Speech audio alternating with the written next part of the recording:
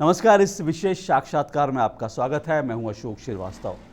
25 और 26 जून की रात भारत में हमेशा याद रखी जाएगी। आज़ादी के बाद का जो दौर है उसमें इस तारीख का बहुत महत्वपूर्ण रोल है, बहुत अहम ये तारीख है। इसलिए क्योंकि 1975 में इसी दिन भारत में आपातकाल लगा था, इमरजेंसी लगी थी, जब देश की प्रधानमंत्री इंदिरा गांधी जी थी। आज भी इमरजेंसी के दिन को क्यों याद किया जा सकता है, इसकी प्रासंगिकता दरअसल क्या है और क्यों हमें बार बार इस तारीख को याद करना पड़ता है, इसी संदर्भ में आज हम बात करेंगे। और हमारे साथ बातचीत करने के लिए राष्ट्रीय स्वयंसेवक संघ के सह सरकार्यवाह हमारे साथ हैं श्री डॉक्टर कृष्ण गोपाल जी। बहुत बहुत शुक्रिया डॉक्टर कृष्ण गोपाल जी। आपातकाल का विषय इतना महत्वपूर्ण आपको लगता है कि आज के संदर्भ में भी है ये, आज भी इसको याद करने की ज़रूरत है क्या? आपातकाल की घटना देश के इतिहास में एक बहुत महत्वपूर्ण घटना है और 75 का वो समय था और सारे देश भर में कांग्रेस की सरकारों के प्रति लोगों में एक जन आक्रोश था। गुजरात में एक बड़ा आंदोलन होकर के चुका था चिमन भाई पटेल की सरकार के विरोध में, फिर बिहार में अब्दुल गफूर की सरकार के विरोध में लोकनायक जयप्रकाश जी सामने आए थे। भ्रष्टाचार, लोगों के विकास के कार्य न होना, एक ऐसे अहम मुद्दे थे कि लोकनायक जयप्रकाश जो राजनीति से बहुत दूर जा चुके थे, उनको लगा कि जनता का नेतृत्व तो करना चाहिए। वे फिर से आए सामने, लाखों की संख्या में लोग उनके पीछे खड़े हो गए। लोगों को लगा हाँ, कोई अच्छा नेतृत्व तो हमारे सामने आया है। और पटना में जो बड़ा भारी आंदोलन हुआ उससे सरकार थोड़ा सा परेशान हुई। लेकिन बड़ी परेशानी तब आई जब इलाहाबाद में उच्च न्यायालय ने इंदिरा जी के और लोकसभा चुनाव को निरस्त घोषित कर दिया।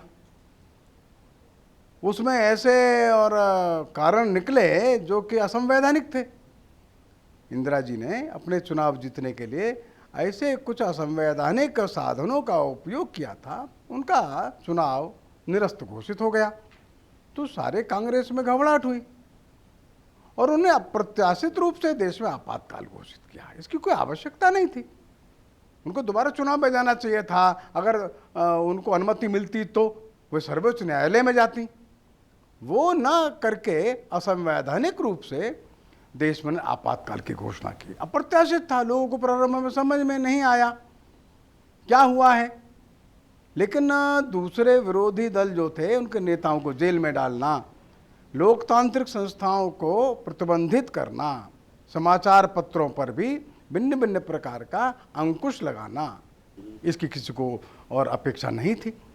इसके साथ साथ जो लाखों लोगों को जेल में डाला गया, ये तो और भी बड़ा कारण था। बड़े बड़े प्राध्यापक थे, वाइस चांसलर्स थे, सामाजिक कार्यकर्ता थे, उनका कोई दोष भी नहीं। राष्ट्रीय स्वयंसेवक संघ पर भी प्रतिबंध डाला, इसकी कोई आवश्यकता नहीं थी। तो ये जो काम था उनका, इस देश में कभी भी कोई सभ्य समाज इसको स्वीकार नहीं करेगा। क्या आप कह सकते हैं कि आज़ादी के बाद ये जो इमरजेंसी का दौर था, ये देश का सबसे एक तरह से काला अध्याय है? जिस तरह से लोकतांत्रिक शक्तियों का दमन हुआ या फिर जो लोग इसके खिलाफ लड़ रहे थे, जिस तरह से उन पर दमन किया गया, क्या ऐसा आप मानते हैं अभी भी? देखिए, संविधान में भी ऐसे प्रावधान तो नहीं थे, लेकिन उन्होंने और तोड़ मरोड़ करके ये आपातकाल घोषित कराया। डॉक्टर अम्बेडकर जी ने देखो संविधान सभा में अंतिम भाषणों में ये बात स्पष्ट की है, संविधान कितना भी अच्छा क्यों न हो, जो लोग उसको चलाने वाले हैं वो कैसे हैं ये निश्चित करेगा। अगर अच्छे लोग हैं तो संविधान अच्छा है, अच्छे लोग नहीं हैं तो संविधान क्या करेगा। आपातकाल ने एक बार को अम्बेडकर जी की उस राय को पक्का किया। आखिरकार इस देश में लोकतांत्रिक मूल्यों की रक्षा करने का जो कार्य है वो जिम्मेदार लोगों का है। वो जिम्मेदारी में वे प्रामाणिक नहीं पाए गए आपातकाल लगाने में, और इसलिए सारा देश इसका विरोध करता है, सारे दुनिया भर में इसका विरोध हुआ। और उस आपातकाल की घटना से विश्व के अन्य लोकतांत्रिक देशों ने भी सबक सीखा और उसका परिणाम जो निकला तुरंत चुनाव, तो कांग्रेस को बड़ी पराजय का सामना करना पड़ा। तो डॉक्टर साहब, आज के संदर्भों में अगर बात करें तो आपको लगता है आज के संदर्भों में आपातकाल में जो कुछ हुआ या आपातकाल के जो सबक थे उसको आज भी क्या याद रखना ज़रूरी है? आपको लगता है कि आज के संदर्भ में इसकी प्रासंगिकता है कि हम 4 दशक बाद इस बात को याद करें कि देश में कभी आपातकाल भी लगा था? देखिए, हम लोकतांत्रिक व्यवस्था वाले देश हैं। कहीं कोई इतिहास में कोई भूल होती है ना, उससे सीखना चाहिए।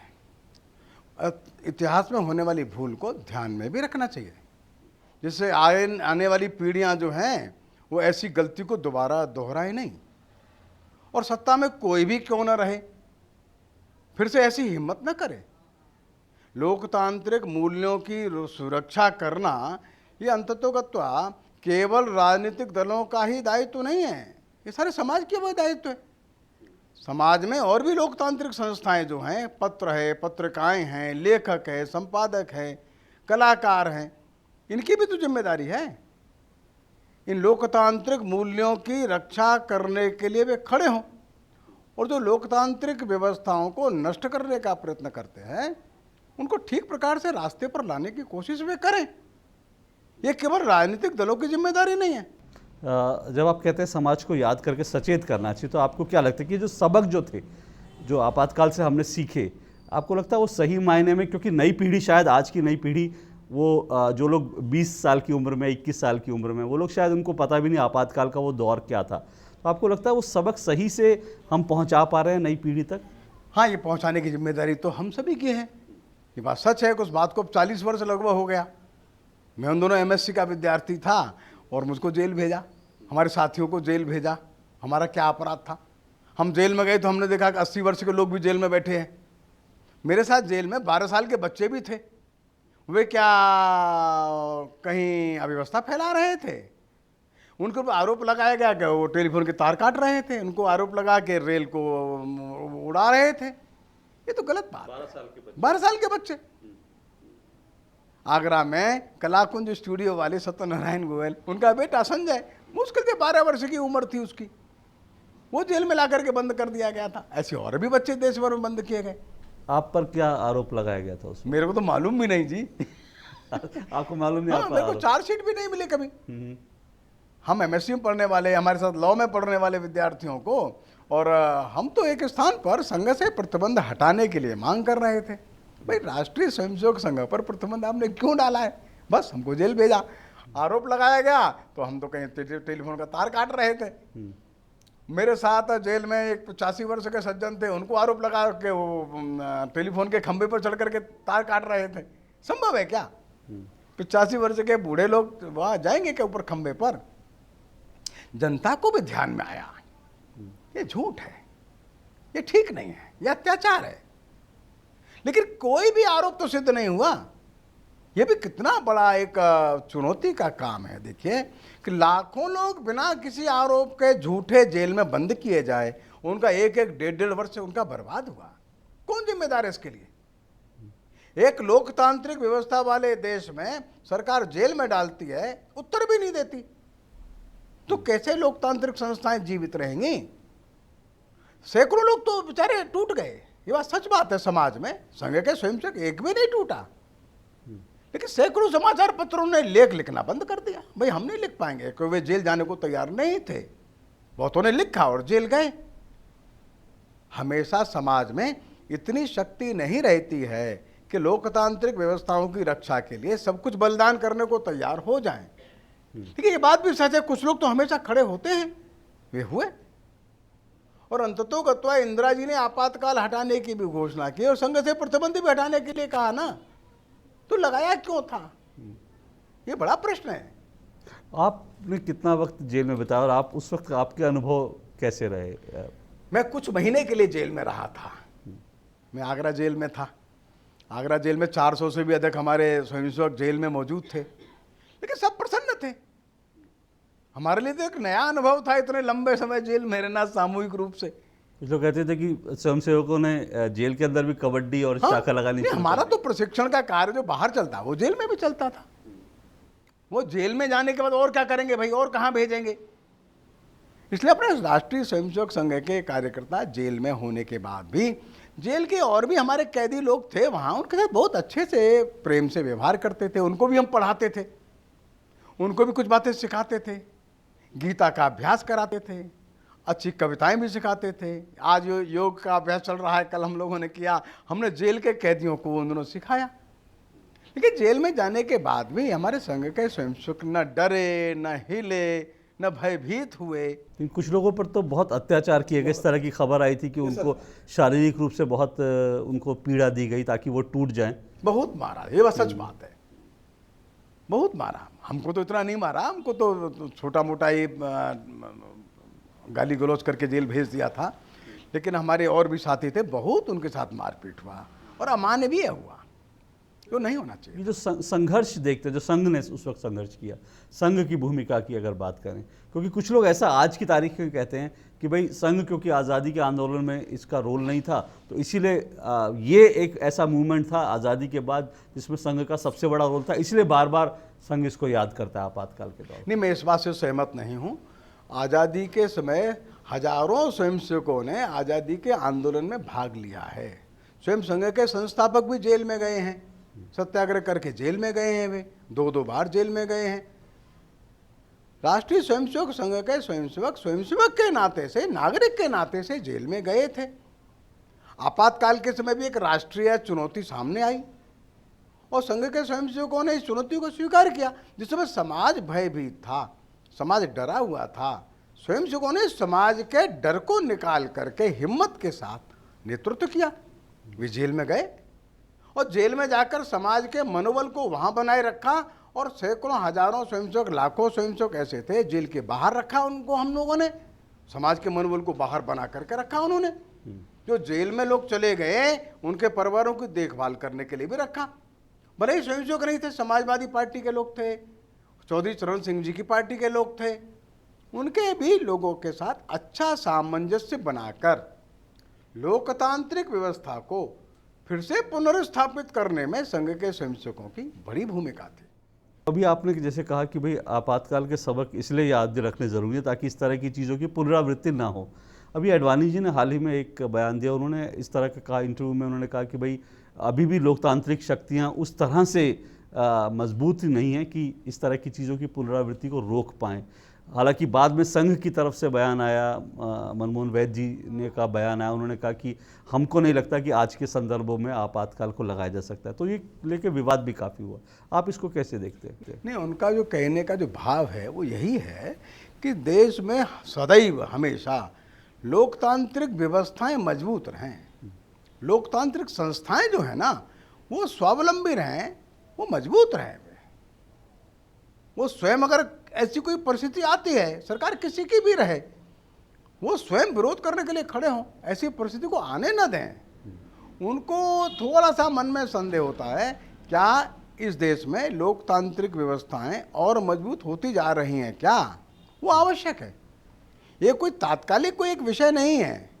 इस देश में एक लोकतांत्रिक संस्थाएं एक मैच्योरिटी की ओर जा रही है। ये लोकतांत्रिक पद्धति जो है ना, ये धीरे धीरे मजबूत हो रही है। उनका कहना आशय है और मजबूत चाहिए। क्या देश के संपादक, देश के लेखक, देश के वकील, देश की न्यायपालिका, कार्यपालिका, सामाजिक अन्य संस्थाएं, कभी ऐसा प्रसंग आएगा तो हिम्मत से खड़ी होंगी? ये उनका प्रश्न है। लेकिन अडवाणी जी के लोगों ने इस संदर्भ में, आज की सरकार के संदर्भ में लोगों ने उससे जोड़कर, मीडिया ने इस तरह, आज की सरकार से कोई संबंध उनका नहीं है। ये आशय उनका नहीं है। उनके वक्तव्य का आशय सारे देश की समस्त लोकतांत्रिक संस्थाओं में एक व्यवस्थितता के साथ स्थिरता आए, मजबूती आए। कोई भी प्रसंग आज नहीं 10 साल बाद भी कभी खड़ा हो तो हिम्मत से खड़े हो जाए। ऐसे प्रसंगों को आने न दें। लोकतांत्रिक व्यवस्था जब हम लोग कहते हैं, लेखक भी है, संपादक भी है, उसमें कलाकार भी है, कवि भी है, उसमें अध्यापक भी हैं, प्रधानाचार्य भी है, वाइस चांसलर्स भी हैं, उसमें वैज्ञानिक भी आएंगे, सब लोग आएंगे। अपने अपने क्षेत्र में उनको इन व्यवस्थाओं को, संस्थाओं को सुदृढ़ करना होगा। आपको लगता है कि आज इस तरह की स्थिति यदि कभी बनती है तो उसके लिए संस्थाएं या फिर जो सामाजिक संस्थाएं हैं, अलग अलग क्षेत्रों में काम करने वाले लोग हैं, वो इतने मजबूत हैं कि इस तरह की चीज़ों की पुनरावृत्ति नहीं हो पाएगी? मैं समझता हूँ मजबूत तो है, लेकिन एक मजबूती एक ऐसा शब्द है जिसको और आगे भी बढ़ा सकते हैं अपन लोग। कैसे? क्या देश में ऐसे लोग हैं जो ऐसा अत्याचार होगा तो हिम्मत से डटे रहेंगे? प्रश्न ये है। क्या वे झुक तो नहीं जाएंगे? आपातकाल लगा और इंदिरा जी ने कहा थोड़ा झुक करके बैठो, लोग लेट गए। ये तो ठीक नहीं है।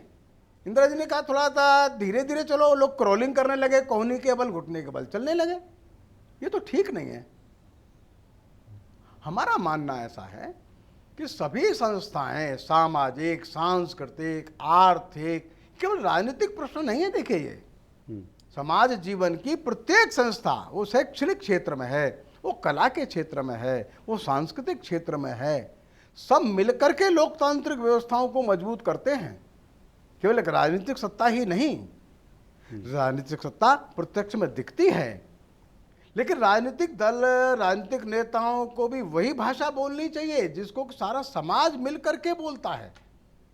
सारे समाज की अपेक्षा जो है, और राजनीतिक नेतृत्व कहीं भी किसी पार्टी का यदि इन व्यवस्थाओं के विपरीत जाता है तो सारा समाज खड़ा होना चाहिए, ये आशय है।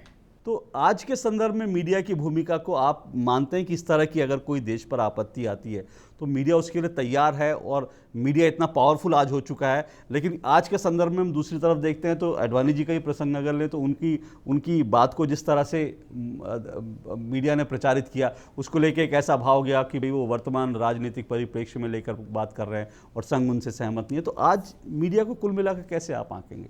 नहीं, मेरा तो ये विश्वास है कि मीडिया में और समाज में सभी क्षेत्रों में बहुत अच्छे लोग हैं, बहुत अच्छे लोग हैं। लेकिन इसका मतलब ये नहीं है कि बाकी जो और अच्छे हो सकते हैं उनकी गुंजाइश नहीं, ऐसा नहीं है। ये सभी लोग और अच्छे हो सकते हैं ना। संघर्ष, अगर ऐसा कोई प्रसंग आया तो लोग संघर्ष करेंगे, हमको पूरा विश्वास है। देश के अंदर की शक्ति बहुत अधिक है, नहीं तो इंदिरा जी ऐसे नहीं हार जाती। इंदिरा जी के खिलाफ समाज ऐसे नहीं खड़ा हो जाता, लाखों लोग सत्याग्रह करके ऐसे नहीं जेल चले जाते। तो उस समय से और अधिक लोगों ने समझदारी दिखाने का इस समय मन बनाया है। 40 साल बाद लोग और अधिक सावधान हैं, सतर्क है। मुझको समाज पर बहुत विश्वास है। और आज तो सोशल मीडिया भी है जहां पर लोग एक मुहिम चला देते हैं, तो आपको लगता है कि लोग भी इसमें, अगर इस तरह की कोई सिचुएशन आती है तो आपको लगता है आम लोग भी इसके खिलाफ आवाज उठा सकते हैं सोशल मीडिया के जरिए? मैं समझता हूँ समाज पहले की तुलना में अधिक जागरूक, अधिक सामर्थ्यवान और अधिक सशक्त है।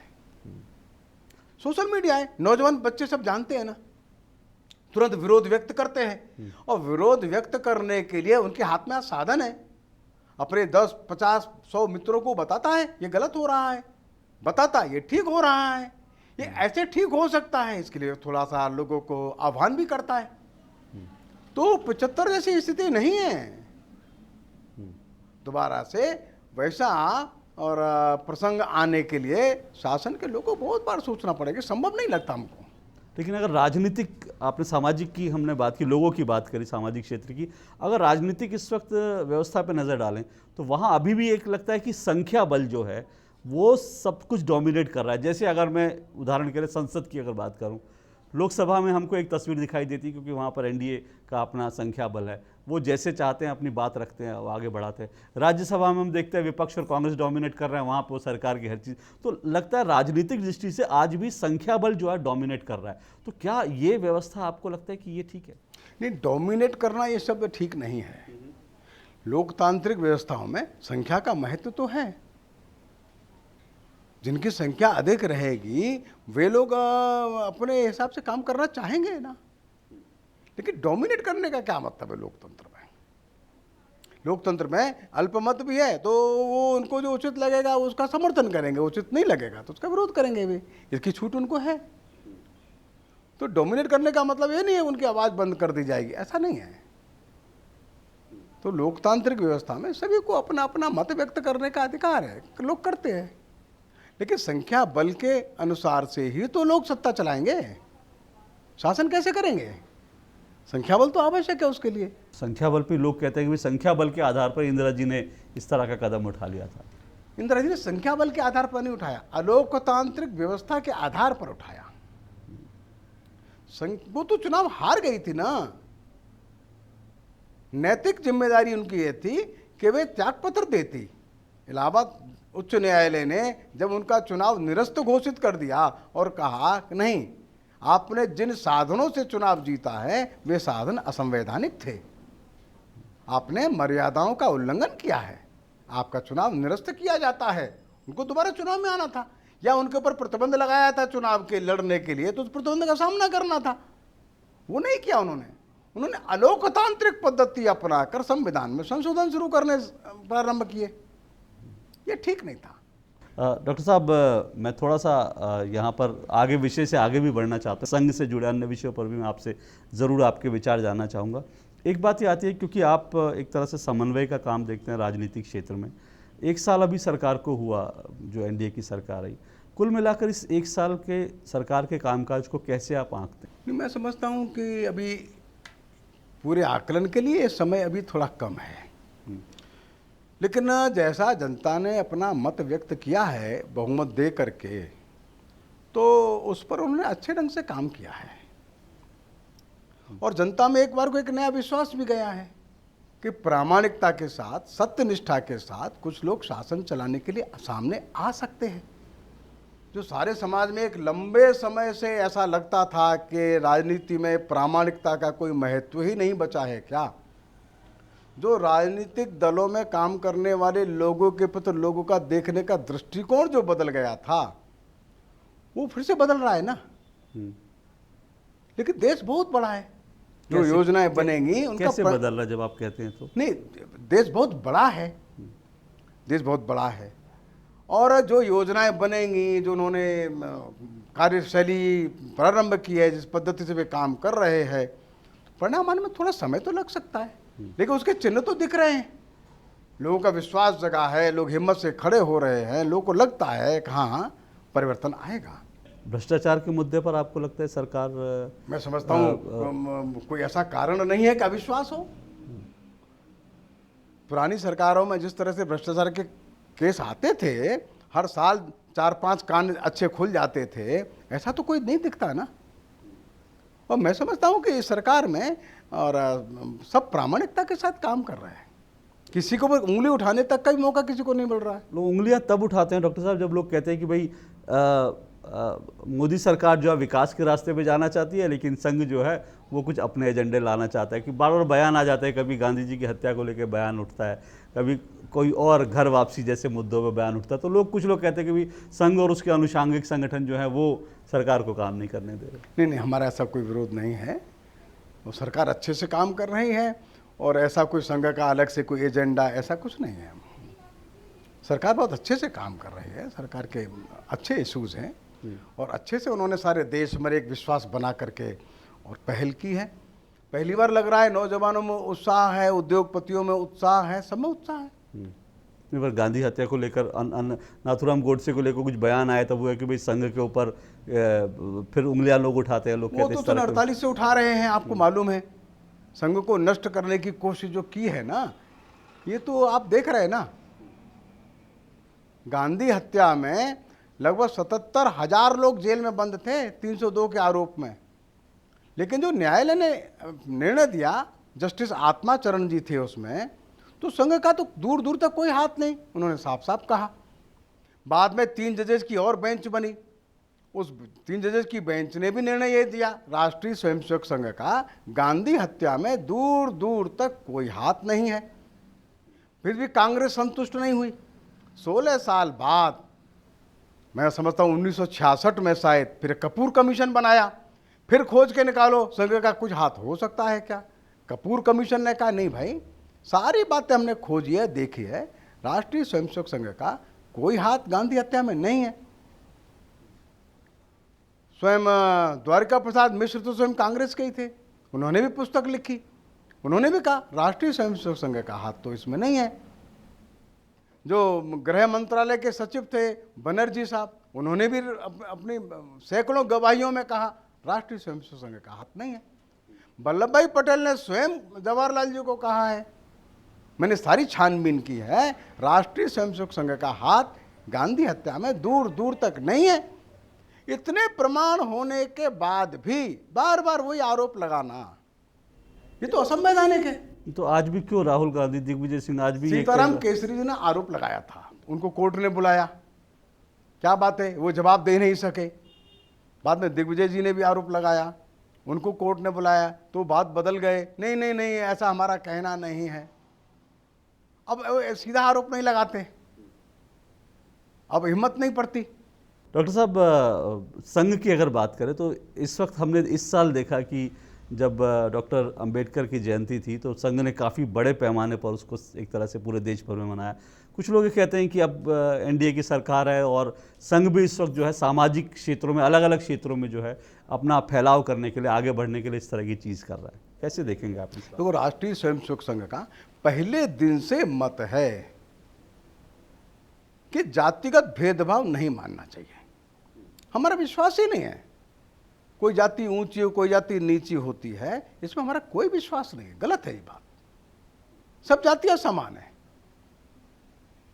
संघ ने पहले दिन से ही अपने स्वयंसेवकों के बीच में जाति का कोई विचार ही नहीं किया। जातिगत भेदभाव अपने देश में हिंदू समाज के लिए भी एक कलंक के रूप में भेदभाव नहीं करना। और इसलिए अंबेडकर जी ने इस भेदभाव के विरोध में एक लंबा संघर्ष किया है।